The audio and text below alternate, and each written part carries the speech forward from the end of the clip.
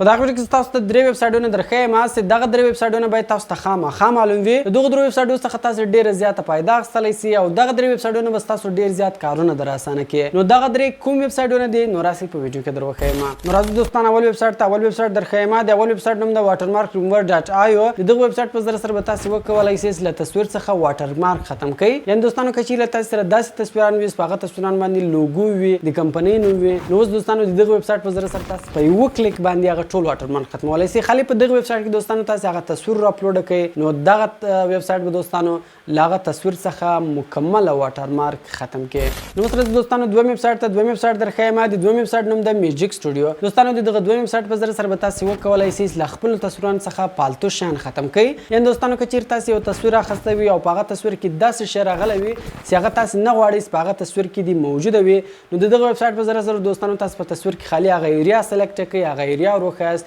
نو دغه تصویر به اتوماتیک تاسو ته هغه ایریا ختم کړي، هغه شی به تاسو ته په تصویر کې په ډېرې اسانۍ سره ختم کړي. نو اوس راځئ دوستانو دریم ویب سایټ ته. دریم ویب سایټ درښیم. د دریم ویب سایټ نوم د اے آی ایمیج انلارجر. د دغه ویب سایټ په ذریعه سره به تاسو وکولای شئ چې خپ تصویران، کمزوري تصویران، بلر تصویران فل ایچ ډي ته واړوئ. او دوستانو که چیرې تاسو خپل داسې تصویران اخیستي وي چې هغه تصویران خپ راغلي وي، کمزوري راغلي وي، بلر راغلي وي نو په دغه ویب سایټ کې دوستانو سمپل تاسو هغه تصویر راپلوډ کړئ نو دغه ویب سایټ به تاسو ته هغه تصویر فل ایچ ډي ته به واړوي او تاسو ته به هغه تصویر فل صفا کړي. نو دا دوستانو موږ سره درې ویب سایټونه چې دغه درې ویب سایټونه باید تاسو ته خامخا معلوم وي. له دغو درو ویب سایټونو څخه تاسو نن سبا ډېره زیاته فایده اخیستلی سئ او ستاسو به ډېر زیات کارونه در اسانه کړي. دوستانو دغه کارونه چې کله تاسو په کمپیوټر کې کوئ، په اډاب فوټوشاپ کې کوئ، له تاسو څخه بیخي ډېر ټایم اخلي. دلته دغه ټول کارونه تاسو په یوه کلیک سره کولی شئ. نو کوم ویډیو خوښه شوې ویډیو در سره لایک کړئ، له خپل دوستانو سره خامخا شیر کړئ تر څو هغه هم له دغو طریقو څخه فایده واخلي. نو ملاوي په نور ښایسته ښایسته ویډیوګانو کې په دعاګانو کې مې یاد ساتئ. په خدای